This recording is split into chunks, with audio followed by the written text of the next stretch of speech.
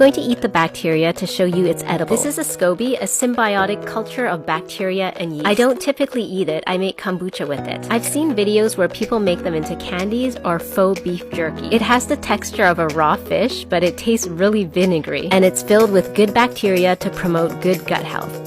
Drink it? Okay. Here is some kombucha I fermented a few days earlier. It doesn't really taste like tea even though it's made of tea. I love the fizziness. It reminds me of soda. It has a tart and slightly sweet flavor. I drink between 4 and 6 ounces a day, and it has a potential source of probiotics.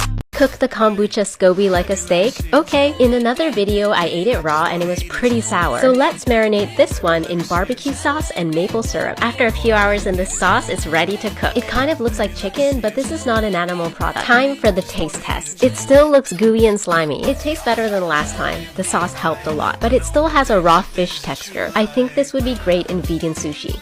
Compare the Scoby to a fungus, and some people call kombucha mushroom tea. It doesn't smell like fish. It smells like a mixture of alcohol and vinegar. Some people even compare it to beer. Here's my next kombucha that will taste like apple and cinnamon. This is how you also make lemon-flavored kombucha, and basically any flavored kombucha. It's done during the second fermentation to give it any taste you like. Some people also add purees or unpasteurized juices. The sugars from the fruit will make it fizzy. I'm using a strainer to catch all the lemon pieces. The lemon flavor has a sweet, sour, and tangy taste. It's really refreshing.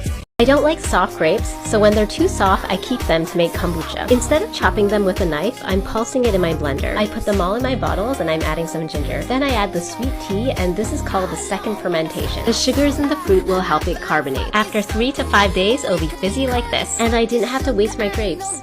Yes, what should I name my Scoby? I guess it's like a pet. It's a living culture of bacteria and yeast, and it feeds on sugar. Over time, the Scoby multiplies, and here are the babies. What should I name this gooey, slimy bacteria? P.S. It's used to make kombucha. This is how you also make lemon-flavored kombucha, and basically any flavored kombucha. It's done during the second fermentation to give it any taste you like. Some people also add purees or unpasteurized juices. The sugars from the fruit will make it fizzy. I'm using a strainer to catch all the lemon pieces. The lemon flavor has a sweet, sour, and tangy taste. It's really refreshing. I could ferment my kombucha longer to make it more alcoholic, but I wouldn't recommend it. It would be too sour. You can spike kombucha to make it more boozy. I'm adding a splash of vodka and topping it off with my papaya ginger kombucha. You can additionally add a squeeze of lemon for some citrus flavor. Perfect for a summer party. This is a UVC sterilizer and it kills bacteria. Let's put my Scoby bacteria inside and see if it survives. I'm placing it in this tin foil so it doesn't damage the machine. The machine is from Niels Ryberg and it's supposed to kill 99.9% of bacteria and viruses. 3 minutes is up. It looks very similar. The only thing is I'll have to test it out. I'll put the Scoby back into the jar with some starter tea and sweet tea. Come back in a month to see if he multiplies. Talk to me. Talk to me.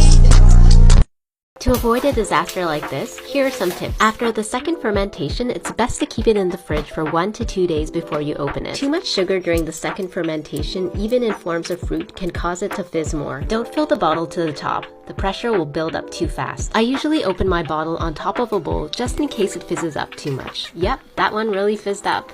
Chili lemon flavored kombucha? Okay. The flavoring is added to the second fermentation stage. I don't have fresh chili on hand, so I'm using dry chili flakes. It's almost like the Scoby is dancing around in the vessel while I'm pouring kombucha in the bottle. In 3 days, I'll open it. Okay, so the 3 days are up and I'm excited to try this. The lemon makes it more sour than usual. Don't feel the heat of the chili yet. Oh, but now I feel it in my throat.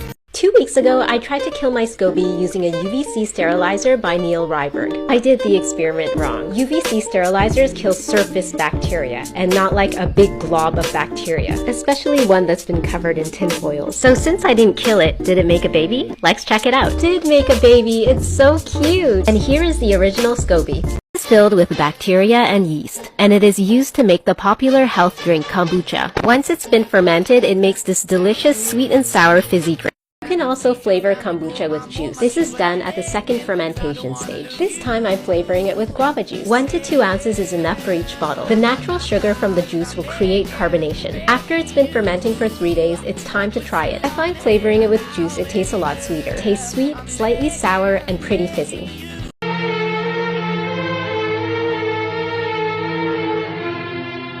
We do not care.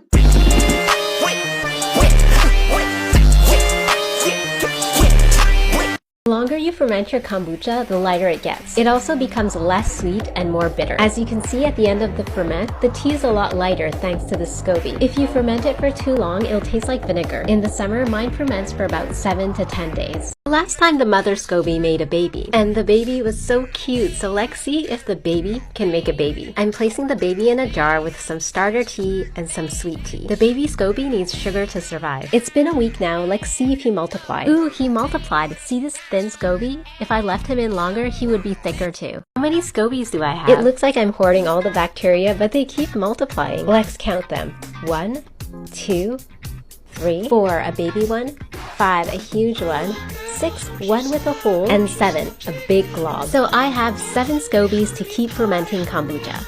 I could eat the Scoby, but I wouldn't suggest it. It tastes really sour. Yes, this is the thing from Jessie, and it's used to ferment the popular drink kombucha. Feeding the Scoby sweet tea and letting it ferment, it creates this effervescent drink. It tastes sweet, slightly sour, and fizzy. Someone told me you can make kombucha without a Scoby, and that's by only using starter tea. I have about 2 cups of starter tea, and I'm gonna put sweet tea on top of this. Now it's been about 10 days and it's ready to ferment a second time. Oh my god, a baby Scoby formed! It's so cute! Even without fermenting with the original Scoby, it still tastes really good. How do I make my Scoby big? Like really big. The growth of the Scoby is dependent on the width of the vessel. I previously made a baby Scoby using a smaller vessel. It takes on the shape and the width of the jar. Once you have the sweet tea with the Scoby, don't touch it. Leave it alone for at least 14 days. If you touch the Scoby too much, it'll become wonky like this one. Have fun growing your Scoby. I'm trying to make my circle Scoby give birth to a rectangle Scoby. Let's start the multiplying. I'm placing the small Scoby in this rectangle vessel with some starter tea. The Scoby needs to eat something, so I'm giving him some sweet tea. This will also help him to multiply. Come back in a month to see if the Scoby gives birth to a rectangle Scoby.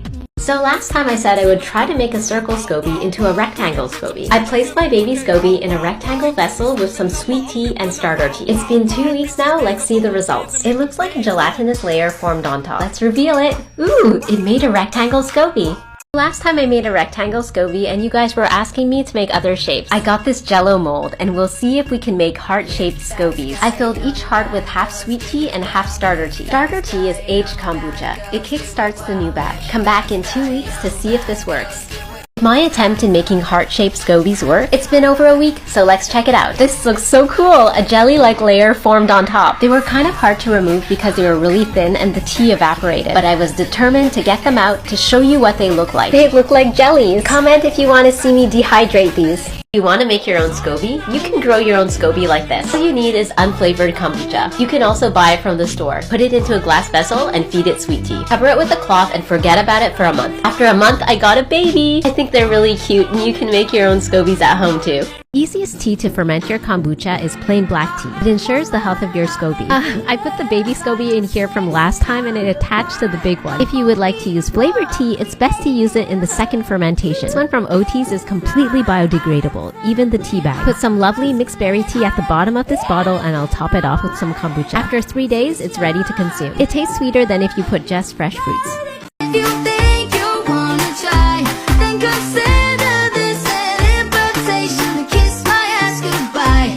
Give me that title, call me, give me that. Happy National Kombucha Day! Kombucha is one of my favorite drinks. It's fermented sweet black tea and this one is watermelon flavor. And some people even call it mushroom tea because it's fermented with this Scoby, a symbiotic culture of bacteria and yeast. Tastes sweet, sour, and fizzy. It's like a healthier version of a soft drink.